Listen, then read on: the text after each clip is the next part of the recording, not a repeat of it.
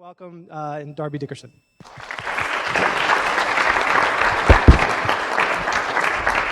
Good afternoon, everyone. Welcome. Thank you for being here, and I'll also apologize a little bit for the weather. Tomorrow should be fantastic. Before I get going a little bit, let's wake everyone up a little bit after lunch, give some movement. If you are currently in school, stand up.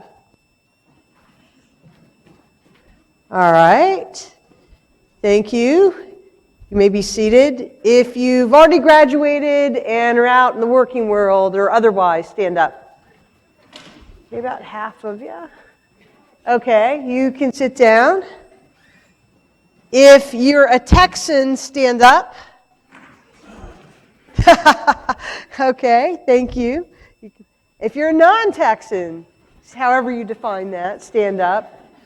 Yes, welcome, welcome. If you are a broadly defined liberal arts major, if that's what you were in college, stand up. So the poli-sci's, the histories, the English, sociology, blah, blah. Okay? All right. What about sciences? Okay, great. What about business? Great. What about anything I didn't mention? No one's going to dare stand up because you know I will ask you about that. How many of you speak more than one language? Cool. Right? How many have other graduate degrees? A few of you? Cool. How many of you are a guest of a prospective student? Okay. Particular, and you were like up and down very quickly, I did see that. Particular welcome to you. We appreciate you coming out, being a support. And one thing I want you to know is that, particularly if your student comes with us, you're part of our family. We want you to be included in this process, to understand what goes on with them. We have a family and friends day and other ways to communicate with you. Well, thank you for bearing with me on that. You're basically here with other people trying to make the same decision that you are. Where should I go to law school? And I can tell you based on my own personal experience, having gone to Vanderbilt, having taught here at another school, Stetson University. I saw you in Dallas. Good to see you again. And then having taught at SMU as an adjunct, that one of the most important factors in where you should go to law school is whether you like the people you're going to be with day in and day out. Because you're going to be with your fellow entering 1L students so many hours a week that you're going to be sick of each other, so you really want to like each other. You want to find a place where you're comfortable with the students, with the faculty, and the staff. But I think in many ways, it's the students. So I wanted you to get some sense of who was who in the room and what you might have in common, and then the diversity that we can have with this group, because you don't want to go with law school with everyone who has the same views or everyone who went to school. You want something different to get those perspectives. So during this weekend, don't just hear from us, get to know the other people here in the room, because that's going to be one of the biggest decisions, one of the biggest drivers in your decision, I think it's going to come down to. As Dean Perez mentioned, I moved here from St. Petersburg, Florida, Stetson University. I guarantee you it would not be snowing in Tampa Bay, Florida today. And a lot of people said, why did you move? I think a lot of people here at Tech were surprised that I took the job, because they like, why would you move from what they perceive to be paradise? And it's two reasons. It's the people and the programs that we have here. The people here are outstanding. The upperclassmen students that you're going to meet are fantastic. They're hardworking, they're dedicated, they are committed to being outstanding lawyers and leaders. They help one another. There's just a very collaborative atmosphere at this school. And the students get along with the faculty who get along with the staff. You're going to get to meet a lot of the faculty members. We have an outstanding group here. Every one of them has practiced law. They all have that experience. We want to make sure that they understand how to train you for success. They're outstanding in the classroom. We don't let anyone get through our process if we think they're going to be bad in the classroom. And they have to like students and want to work with students, not just standing up here, but working with you in their office, working with you on our advocacy teams, working with clubs, allowing you to participate in the projects they have, whether it's pro bono litigation or research. They are simply fantastic. And the staff here, I hope you've met some of the admissions staff. You'll get to meet career services. Hopefully you'll get to meet our dean of students. These are people, again, really committed to your success. So the people attracted me here, and they win over so many people. I talked to a lot of alums, and I'm like, you're from Chicago. Why did you come to Tech? I had one student a couple years ago. She'd come from Alaska. I'm like, why? I mean, it's a great school, but why are you coming here from Alaska? Or why are you coming here from Seattle? Or why are you coming here from Tyler, Texas? And so many of them tell me it's the people, and often it's the staff members they meet here, and they're convinced that these are people who care about them now and will continue to care about you as you go through. And I can tell you that that's absolutely true. So again, get to know each other, get to know the other people. This school is incredibly dynamic. I lived in Dallas. I had not been to Lubbock before except for one time, and my greeting was a dust storm, so count yourself lucky. And I thought, yeah, I'm not going to go to Lubbock. I didn't know much about Lubbock. I didn't know much about Texas Tech. But when I go around the country, and I'm on the executive committee of the Association of American Law Schools, so I know a lot about a lot of law schools, and there are a lot of people doing a lot of great things. This school has it going on. We have not only a great faculty, we have a curriculum that's rigorous and relevant, and we think about it, and we tweak with it, and you can pick a lot of different paths. We have so many things going on inside and outside of the curriculum that you're going to have a hard time making the choices. We have outstanding advocacy teams. We have live client clinics where in your third year you can represent people who need help in family law, criminal law, tax law, landlord-tenant law. You get to practice before you actually leave the building. We have a fantastic regional externship program that I run. You typically do this in your third year. Occasionally we let some second years, especially during session, go do it. We have placements at the San Antonio Spurs General Counsel, with Whataburger, with 7-Eleven, with Interstate Battery, Beck Construction, Seton Healthcare. We have the U.S. attorneys in several cities. We have Texas Supreme Court. We have EPA, Health and Human Services, the Human Rights Initiative, the General Counsel's office here for the Texas Tech University system.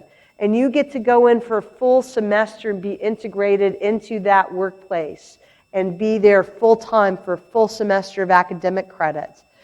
Session years, we also have Speaker of the House and the parliamentarian and some really cool legislative positions. So you get to be in the mix in a city where maybe you want to go practice. And we will connect you with our friends and our alums and make sure you get to meet people and get, to interview for jobs, get to go to events. We usually have about 35 students a year do that, but I have about 50 positions. So, if I have 50 good people and can match them up, we can do that.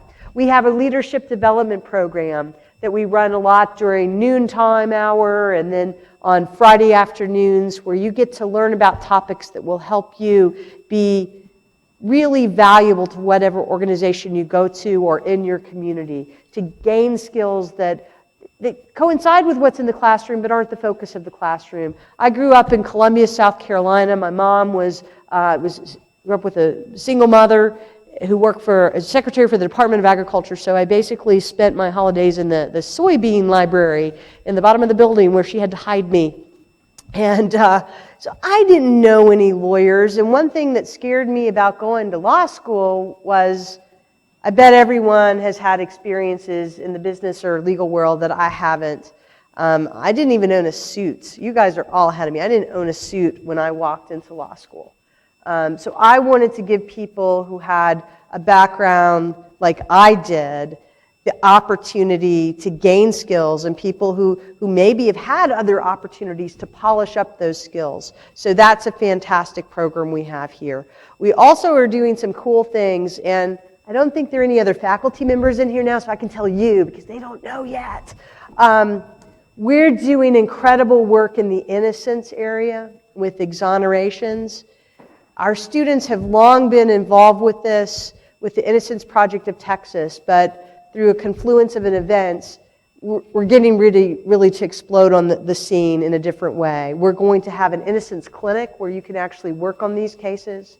We're getting ready to propose to the faculty this month a concentration in criminal law and innocence, because we have fantastic professors who teach in this area. One of our professors, Tracy Pearl, hopefully some of you will be on her team for trivia tonight, started an advanced criminal law seminar based on Serial Season 1, the Adnan Syed case, and we've had people related to those podcasts come in. I see a couple people nodding. If you also follow Undisclosed and the Truth and Justice podcast related to that, our students are the legal researchers for Bob Ruff at the Truth and Justice podcast. So you can come in and basically work on those cases that you're listening to and who have an international audience. It's just incredible that the opportunities we have in that area.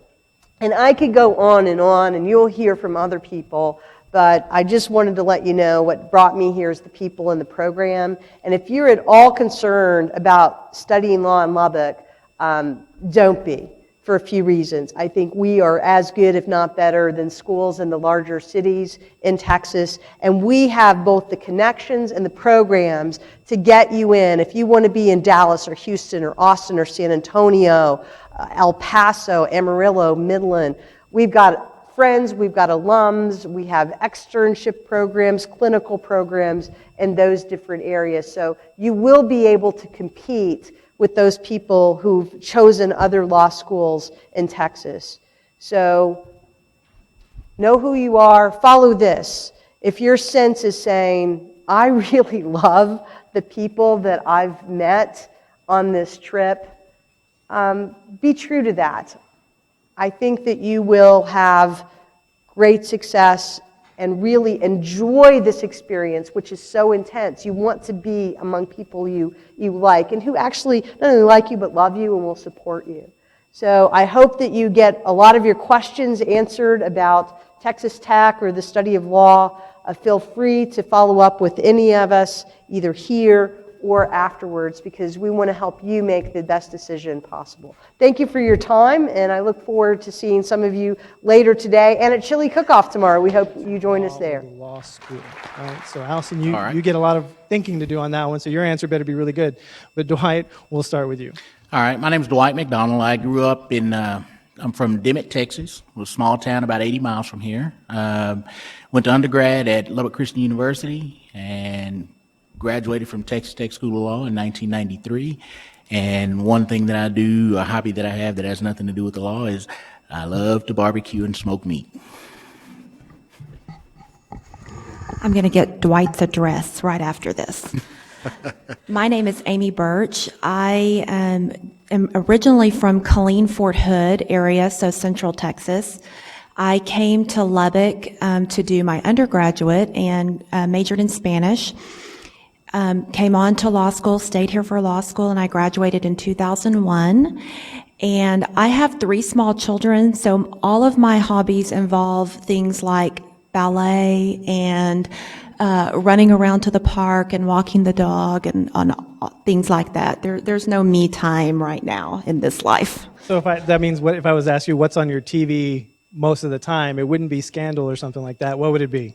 What's big with the kids right now? Right now, my kids are really into Casey Undercover and some of those Disney shows where the teens are kind of a little bit sarcastic with their parents and stuff like that.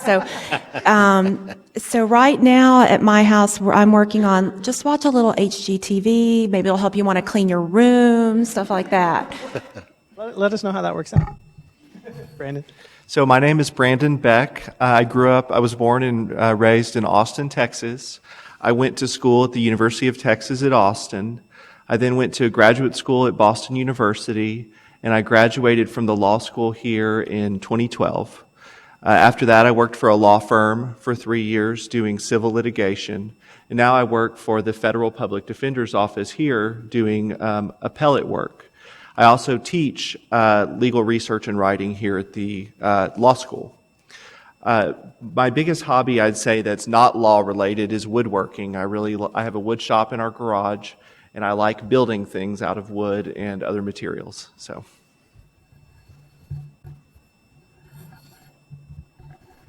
hi, my name is Alison Alton.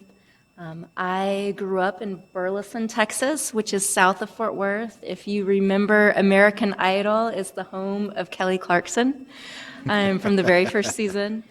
I went to TCU for undergrad. I graduated here from the law school in 2000.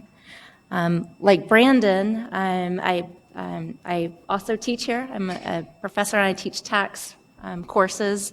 And prior to coming to teach here, I came to teach here in 2011. Prior to that, I practiced in Dallas at a firm and doing tax work for about 10 or 11 years.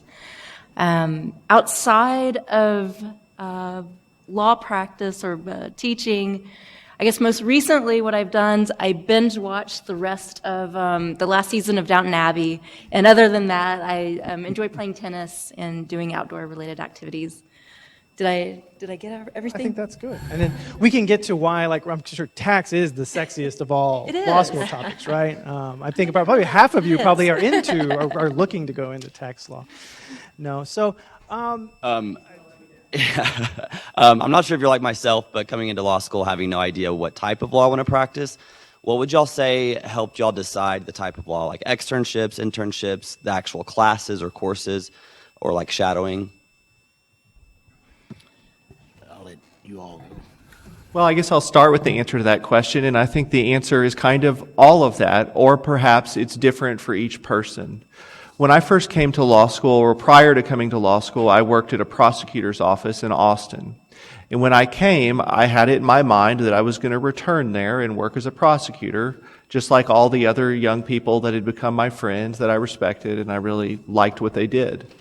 And just in the process of taking the classes, of doing summer clerkships or internships, and getting to know other people and learning about the law, I became more interested in criminal defense.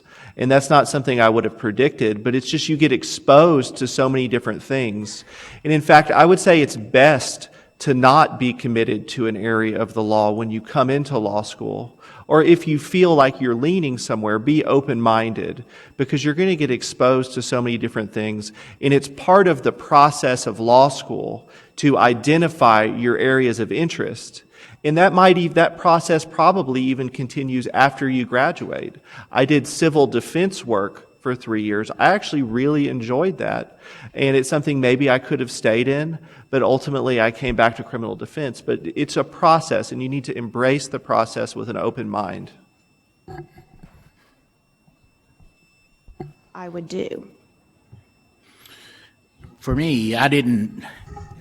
Unfortunately, when I was here, we did not have the clinical program, so I didn't have an opportunity to get a trial run. I had been a coach and a teacher for a couple of years before I decided to go to law school, and I came here with the intent of working for myself. And so when I graduated, I just opened up my own office and did everything. I've had administrative hearings with Funeral Commission, the State Board of Education, did all kinds of criminal stuff, civil, and through that process, it narrowed down to where I did primarily criminal defense for the last 15 years before I started working here a year ago.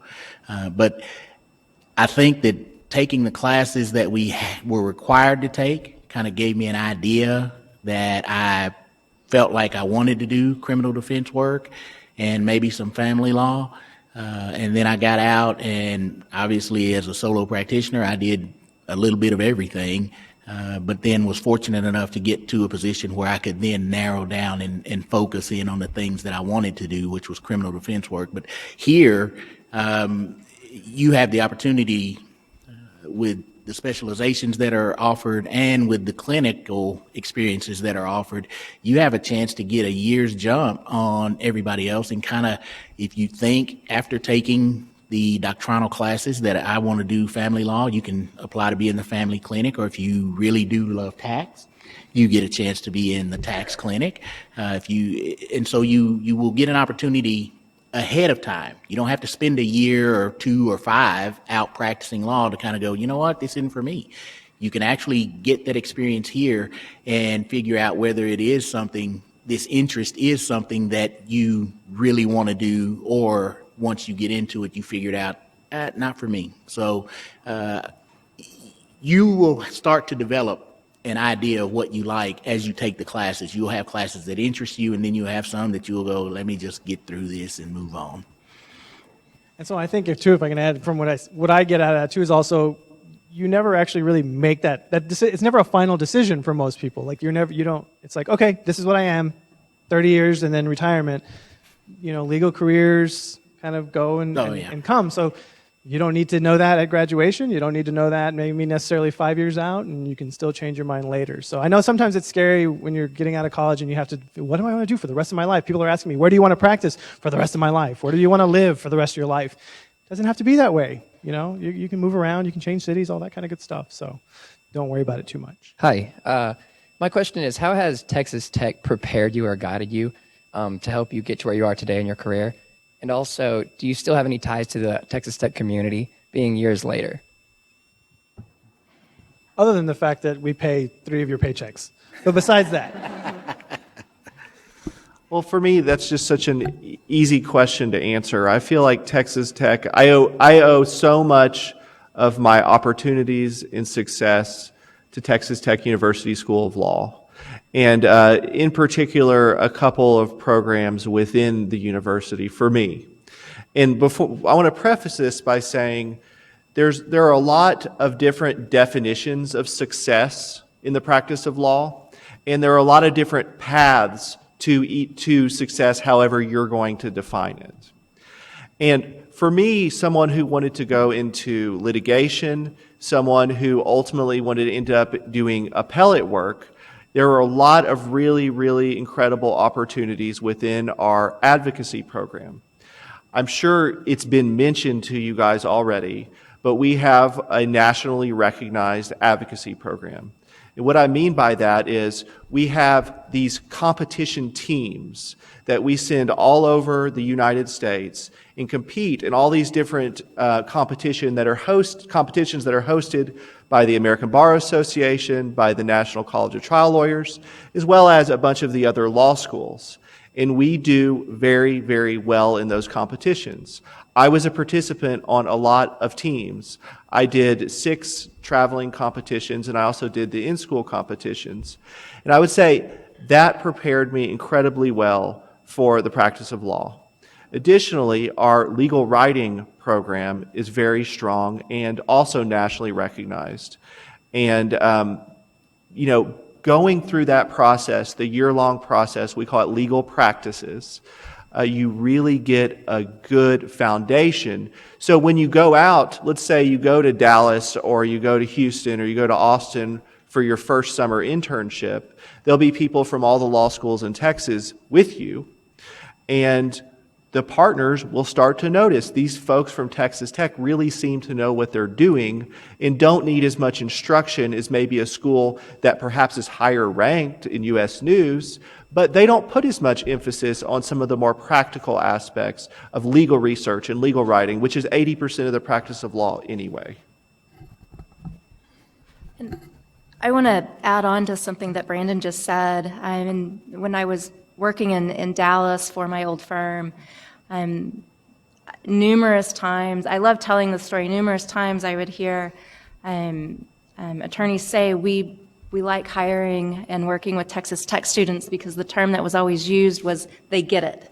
And if you've heard the term practice ready, things like that, meaning that you hit the ground running and you know what it takes to be a lawyer right off the bat when you start working at your firm, rather than needing a lot of ramping up and hand-holding and Texas Tech students, I was told they just get it. They know what they need to do. And I loved that story. Being an alum, I loved that story because I thought it just said great things about the school. And I think it comes from the advocacy programs. I think it comes from the clinical programs that we have. I think it comes from the coursework as well and how the courses are structured and the experiential learning that is built into the coursework.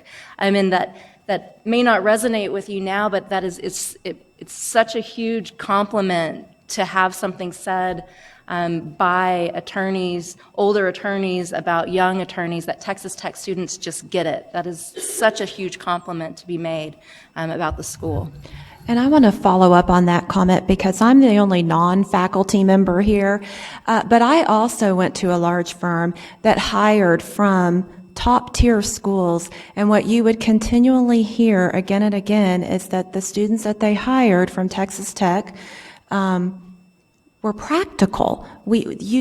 Texas Tech gives you skills that other higher-ranked schools will not give you, and a lot of those skills are very hands-on practical skills. And I came before the time of clinics. There were not clinical opportunities when I was here, but there was still that emphasis on we turn out lawyers who practice law, and we turn out trial lawyers who can try a case. We turn out transactional lawyers who know how to put a deal together. We turn out tax lawyers that can open the code and find the answer. And so, and not every law school has that mentality. And as you make your decision, keep in mind, there may be schools that are more theoretical and they want to talk about, the law and where it should be going. And those are all very important things. And those things will happen at Texas Tech. But their emphasis is not going to be, how many theoretical legal articles can you write? Their emphasis is going to be, can you write a motion that makes sense to the court, and the court's going to rule on your motion in your favor. And so if you're somebody that really wants to practice law and you want to come out of law school, being able to walk into a large top-notch firm and have them trust you and trust your work, this is a school that can do that for you. It did it for me. It's done it for many of the friends that I have that did go to the Dallases and the Austins, to the large firms that are now partners in those large firms. I don't think that you should be afraid that because it's a smaller school or a more regional school that you won't have those same opportunities. The opportunities will come dependent on you and what you're willing to put into your legal education in terms of your study habits, your grades. Are you going to participate in clinics? Are you going to be on a journal? All of those things are important, and they start from day one. You can't come to law school and waste your time and expect to get out and be a top-notch lawyer, but you can come to law school here and work hard and go anywhere you want to go. So Amy and Alison, just sort of also for my benefit, but others may have the same question. When you talk about the difference between practical skill and theoretical, when you're talking about a law firm, my guess is when the rubber meets the road, if this example is correct, that maybe a partner asks you to write a memo, tell us what should our strategy be or what's the analysis. Theoretical is, well, maybe some really weird sort of arguments and very esoteric in the weeds stuff, but would never fly in court and would never work, versus maybe somebody doesn't get all the sort of bells and whistles, but they give you something you can actually use and something that might actually go to court. Is that sort of a good description of the difference between those two things? Absolutely. Yeah, I think that's a very good description. And also, when you're a practical lawyer, you're able to take the law that applies in your jurisdiction and apply it to the court that you know that you're about to walk into, because every court is different and what they like is different and how they want it done is different. And when you can do that, because you've been taught how to do that for different professors that like different things, that writing skills so important. And just my experience has been that you can put a Texas Tech student who's had those those opportunities up against students from the schools that other people would say, wow, but she's from fill in the blank. And the Texas Tech student is doing as well, if not better, on some of the really practical skills. And I'm not a professor. I don't get a cut from this. I'm not here to make a sales pitch. I'm just telling you that my experience in real life was that. And just to clarify, none of y'all else are getting a cut either. So Wait a minute. I'm sorry. Good afternoon. My name is Kevin Parrish. Thank you for doing this today. I really appreciate it, and everybody else does too. My question is, what did you guys do during the summertime between your first and second year of law school? How did you get that position or job or activity? And how important would you say it was to your eventual career? During my first and second year, I clerked for a firm here in town, McCorder, Cobb & Johnson, and I ended up, went through an interview process. They interviewed here on campus, and I ended up getting a job with them. I worked for them until I took the bar after that. But my intent, like I told you earlier, when I came to law school, my intent was to work for me. And so, but I needed to work financially in the summer, and it was a great experience, and I had the good fortune to meet some folks that I'm still friends with, 25 years later.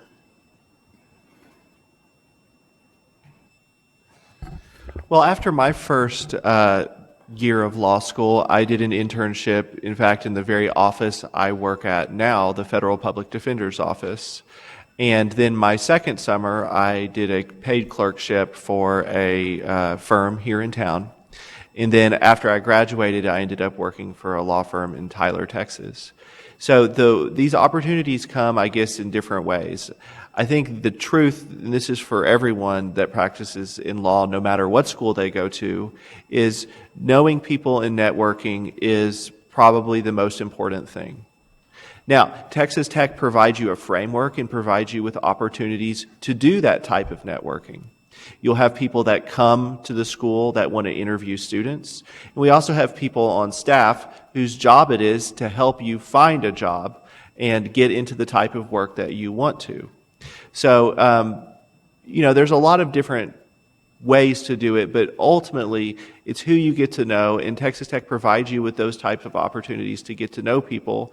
And that's part of this alumni network that we have that's kind of supports everything.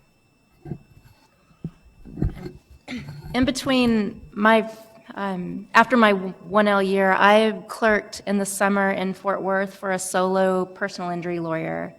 I had not yet found the light and decided I wanted to be a tax lawyer, so I thought I still wanted to be a litigator.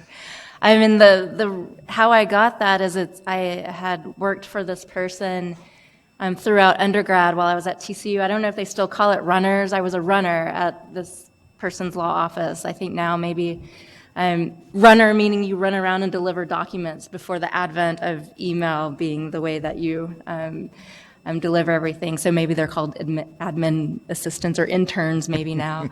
And so I went back and clerked for this particular solo attorney after my 1L year. And then it was in my second year of law school that I took tax and liked it and decided, I think this might be what I want to do. And so my second summer, after my second year, I clerked for 2 firms in Dallas doing tax transactional work. When I was in law school, I don't know if they still have that policy now, but they had sort of a rule where they didn't really want you to work while you were in law school. So my first year of law school, I did not work during the academic year. So that summer, I went back and took the job that I had had as an undergraduate, which was at one of the large hospital chains here in the area, hospital systems. And I worked in their medical staff office for that summer. And then the second and third year, without telling anybody, I kept that job because I really needed the income of having a job. But between my second and third year, I clerked for 2 large firms in Dallas. And at that time, those firms the way the firms work, I don't know if they still do this, but they had sort of large clerkship programs, and they would hire a lot of summer people to come in, and they would pay you very, very well to work there, and then they would give you a job offer at the end of the summer. And so that's how I got my first job out of law school. I already knew my third year going in to finish my last year of law school where I was going to work when I graduated. And they also at that time paid like your bar exam expenses and gave you a summer living stipend and all these really nice things, which was so helpful when you're planning to take the bar and all of those things. One thing I do want to say, I didn't know any better. Like Dean Dickerson was talking about, I didn't know anybody that had been to law school. I didn't have anybody say, hey, you should really do this. And if I could roll back the clock and do something different, I would highly recommend that if you have the grades and academic ability to do a judicial clerkship, then you should absolutely do that. That would never hurt you. It will only help you, whatever you want to do in your career, whether you ultimately end up going to a firm. Most of the big firms will defer your start date so that you can do a judicial clerkship because they see the value in that. If you're going to go into any kind of criminal work, if you're planning to go into politics, if you want to be a judge someday, whatever it is that you think you want to do, let me encourage you that a judicial clerkship will only help you get there.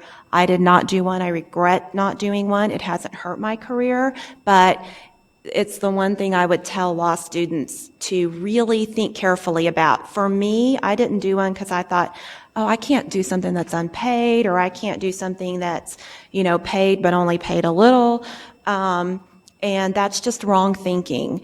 And you should absolutely, if you can, they're very competitive, but if you have the ability to be competitive, you should do that. Yeah, and literally right now across the hall is a judicial clerkship workshop for everybody that wants to apply to those in the summer as well. And so that's a good little plug. Good job. You sure you don't work here? That's spot on. Next question. Yep. So I think at this point we've all heard the stories, or I guess kind of seen the law school caricature of the student who doesn't sleep, has a caffeine addiction, and is basically stressed and does nothing but study. So looking back on your law school experience, is this somewhat accurate, or did you find some sort of balance, and how did you do that if you did?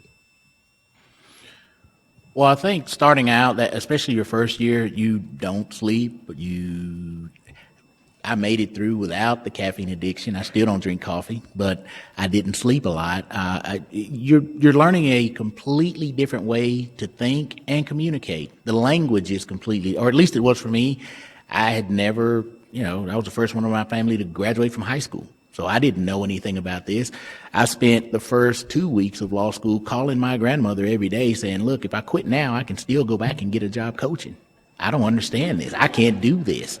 So you don't. It is, and the other thing is it's competitive. So you're with a group of people that have all been successful. But the reason that you're here is because you have been successful.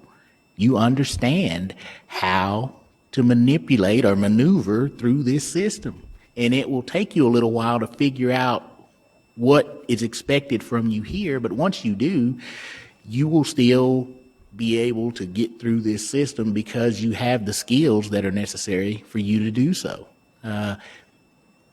Second and third year, you kind of are able to kind of relax and breathe a little bit, but it's still competitive. You still have to keep pushing. So you don't sleep a lot. You especially that first year, you're nervous. And rest assured, everyone feels the same way you do. Some people are just better at hiding it than others, but everybody feels that same anxiety.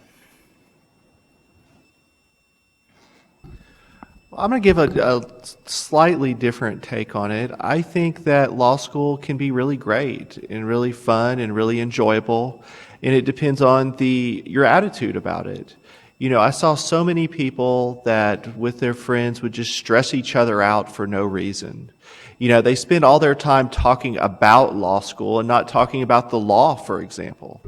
What you have to do is you have to go to class, and then you have to read out of some books and try to remember what you've read and then learn how to apply it. And at the end of the day, that's not some impossible task. I think the better and more positive outlook you have, the more enjoyable it is. And if you get in with the right group of friends who are passionate about learning about the law and not just kind of griping about the law school experience, I think there's a whole lot of that goes on. And if you can rise above it, it eliminates a lot of the problems that people tend to talk about. You will have any trouble. So I'm a mirror image of Amy. I loved law school. And after I graduated, I wanted to go back. I loved it, and I loved the experience. And for me, I totally agree. I had to figure out what worked for me, and that was studying by myself, not in a group. Being in the group stressed me out and made me feel like everyone was smarter than me. And for me, what I had to do is I just knew I had to study every day. I couldn't get behind, because then it made me get stressed out, and I would start to feel overwhelmed, and it would kind of snowball. And so I just knew for me I needed to study alone, and I needed to do it every single day. And that helped keep my stress level under control, and I couldn't worry about what everyone else was doing.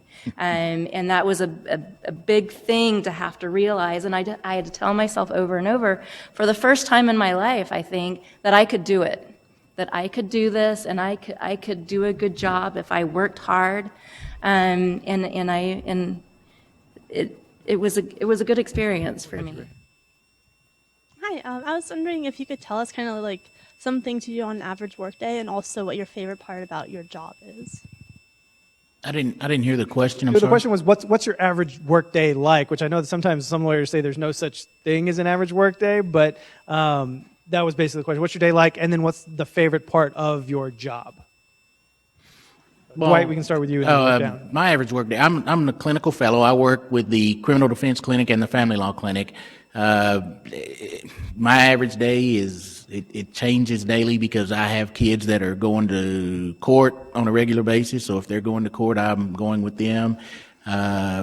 We have hearings, we have clients coming in. So really, no 2 days are the same for me. In between the court appearances and visiting with clients and all the other stuff that have to do with being in a clinic,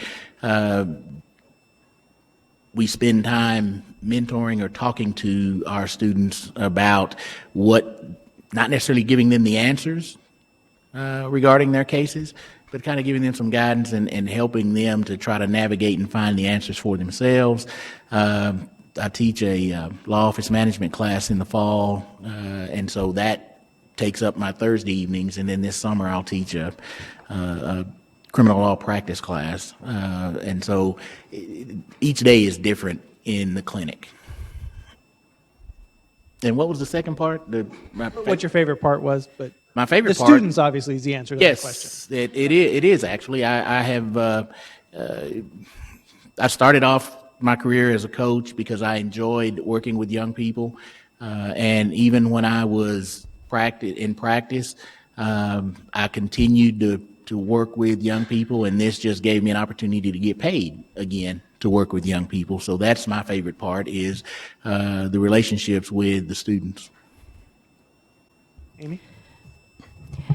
My day now, because I'm in the appellate group, is really very predictable. I get to the office around 8. I check email. Most of the time, if anything urgent is happening, it is related to our trial lawyers. I'm sort of a consultant for them on the appellate side, so anything that they've got going on coming up that's important, a sentencing issue or a trial question, admissibility of evidence question, something like that, that may come to me. I do a little bit of research to get them an answer right away, because they're jobs are more,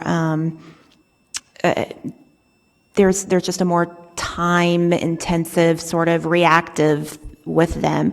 But for me, I have just a rolling docket of things that I need to respond to. It'll either be post-conviction litigation that I'm working on a response to in terms of just drafting a document, editing it, researching it. And then I also do direct appeals, and so sometimes I'm working on a direct appeal. Sometimes if I have a case that's been set for oral argument at the Fifth Circuit, I'll need to block off everything so that I can really study and be prepared.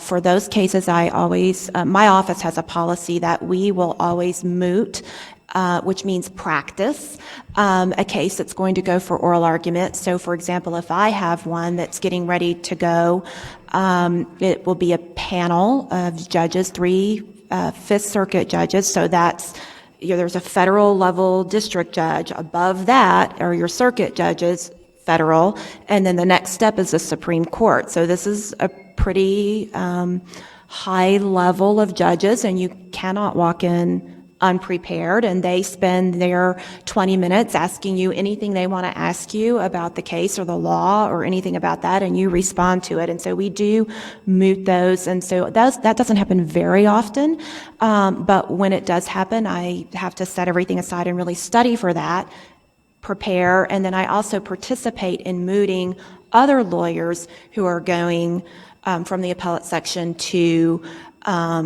argue. And so in order for me to do that, I have to read all of their briefs and basically pretend like I'm the judge that's going to be asking them questions. And so it's just a lot of preparation, but that's not my everyday. My most everyday is me at my desk drafting, writing, researching, and I love that. To me, it's really challenging. Sometimes at the end of the day, I go home and I say, man, I feel like I wrote a term paper today, and every day I write a term paper. But I enjoy that. I'm very fortunate because in my job, my favorite thing is that I really feel like I get to do justice.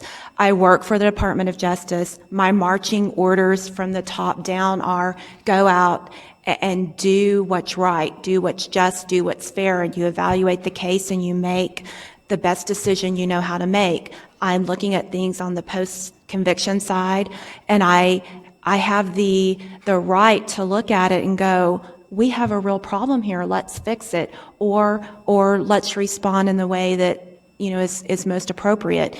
And I never, it's a very good feeling at the end of my day to know that today the work I did was important and it mattered to our communities, it mattered to the defendants, and I got to do justice today. I think writing papers. So Brandon, is your day basically just preparing to beat everybody in Amy's office? That's basically how you prepare? Yeah, I don't know if you've picked up on this, but Amy and I have a very similar position, but we're on the opposite sides. We work in the same building. We interact with each other on cases sometimes.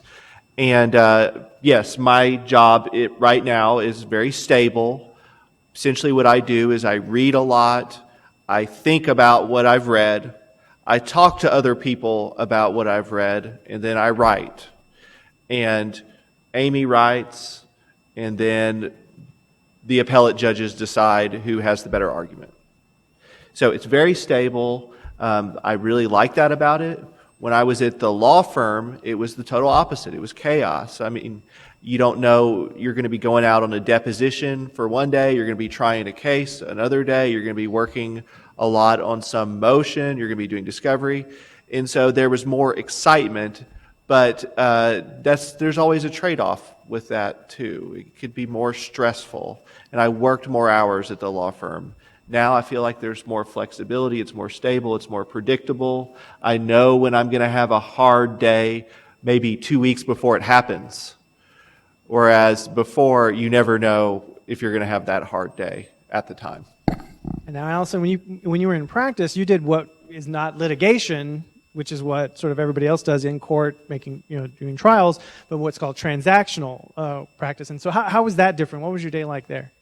So in practice, what my ordinary day was get to work about 9 to 9:30, work to about 6:30, and then what transactional tax lawyers do is when your clients are buying or selling companies, you're either on the buyer side or the seller side, and whatever side you're on, you're negotiating and structuring the deal in the most tax efficient way for your client. And so when transactions were heating up at different points in time, you'd be working more than that. And then when a transaction's over, kind of like when a court case is over, there's a lull. You're celebrating the deals is done. But on an average day, I would say it was about 9 to 9:30 to about 6:30, and then busier as there were deals going on that you were working on that took up more time. Even in the evening when you go home, you do your homework at home, or of course, obviously on some weekends too. How would you describe the relationships you had with other students while in law school? Was it competitive? Was it cooperative? And after that, when you joined the alumni base, what was that like too? I'm probably the oldest one here. My relationship with fellow students was great. I'm still friends with a lot of my classmates from 1993 to this day. There was competition because you were not only competing here, but you're competing for jobs outside of this place. And in the summer, it's different now, but you still compete. But we had clerkships. There was no such thing as an internship or an unpaid internship when I was here. Everybody that worked in the summer worked for pay. And so those jobs were hard to come by. But the hardest part about law school is actually getting in, I think. Once you get in, like everyone has said, you have a certain amount of acumen or you wouldn't have gotten in, and you've been successful. And you want to foster relationships with your classmates. You don't want to shun everybody because you're going to spend an awful lot of time with these folks for the next 3 years. And once you graduate and leave here, these folks are going to be your colleagues. I still get phone calls from my classmates. I got a phone call 3 weeks ago from a classmate in Austin who was referring me a criminal case. I said, well, I appreciate that, but let me pass it along to someone else. So you do have competition, but you will establish friendships that will last probably a lifetime here. We have time for one more person.